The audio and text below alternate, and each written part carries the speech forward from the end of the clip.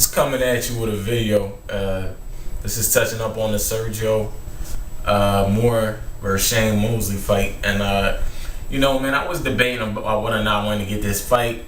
At first, I didn't want to see this fight, man. I really didn't want to see the fight. I looked at the undercards, though. The undercards looked interesting. Baltimore versus Saul Alvarez and Victor Ortiz, which is one of my favorite fighters, upcoming fighters, taking on Vivian Harris.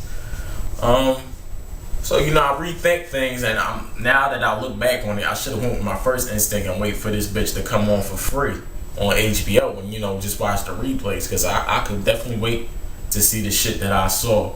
Now the undercard fights was Saul Alvarez probably was the star of the night, knocking out Baltimore for the first time in his career, even though Baltimore is 39, but he put on a show, knocked him out straight cold. Victor Ortiz, Vivian Harris, I don't even have much comments about that. Vivian Harris was in a different state of mind. Vivian Harris didn't come to fight. I think he just came to get a check and leave. So, that was that. You watch that fight when they show the replay, Victor Ortiz and Harris, and you be the judge of whatever was a fight or not. I think it was just a guy coming to the ring to get a check because he was short of some pocket change. That wasn't no fight, So Ortiz, basically just knocked him out quick. I think it was second round or third round. Anyway, getting on to the main event. Sergio, the Latin snake, or should we say the Latin fake, this guy came to the ring and ran around the ring. And Shane was chasing him down, but Shane's too old to be chasing the dude around the ring. He needs a guy that's going to, be a stand-up guy in there and slug it out with him. So Shane, Shane gave it his all. He tried, and he was tagging him up, and Moore pretty much was being real technical and trying to pump that jab, but he was running around the ring a lot. He didn't come to fight. He was running around the ring a lot. He was standing there covering up way too much, man. And then this motherfucker got hyped the 10th round, talking about, watch, I'm gonna guarantee I'm gonna win the last 2 rounds. Didn't do shit until the last 20 seconds of the 12th round when he decided to slug it out with him because he knew the final bell was coming. I don't ever want to see Sergio Mora fight again, man. He had a lot to prove because he was on the Contender, and everybody's saying he's a TV show fighter and they ain't taking him for real. And that's exactly how I took him, because I watched him facing Calvin Green, and he was struggling with that motherfucker. And who the fuck is Calvin Green? People watching this, y'all probably don't know who Calvin Green is. Just another dude that was on the Contender, just like Sergio Mora. He was having problems with him, so a world-class Hall of Fame like Sugar Shane, I already knew he wasn't going to beat him, but I didn't think he was going to give this less of an effort. The knockouts early, besides Saul Alvarez, Victor Ortiz handled Vivian Harris early. The other little featherweight fight, Ponce de Leon handled the bull early. Like I said, man, that shit that I could have, waited and watched that shit for free, man.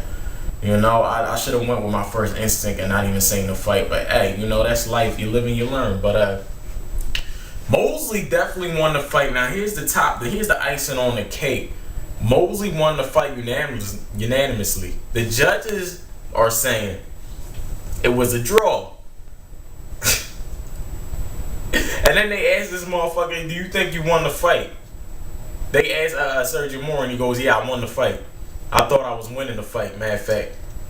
And I thought I did enough to win the fight. Motherfucker, you ain't do nothing to win the fight, man. You ain't do nothing to win the fight. You know it, I know it, Shane knows it. But Shane just missed a nice guy, so he says, yeah, it was a close and tough fight, being real neutral with the situation. Man, Shane, you won the fight, man. That shit was cat chasing the mouse, man. And the cat won the fight. Just like the cat should win the fight, man. It was, I know it was a little Mexican day or whatever it was. Mexican Heritage Day or whatever special day it was. So, they called it a draw. But Sergio Mora, man, the first 3 Mexicans went all out hard and brought home victory. Sergio Mora, man, that was a loss. You know what I mean? He was running all around the ring, and Shane was tagging you the fuck up trying to chase your ass. And he was catching you in the corner. So, big up to Sugar Shane for still fighting. At age 40, what is he, 41 or 40, or I don't know.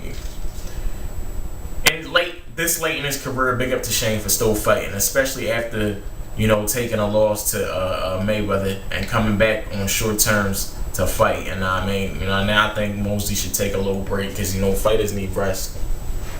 So we should take a little break, and then if he wants to come back, you know, he can come back, and I'm sure he'll have another showdown with another superstar.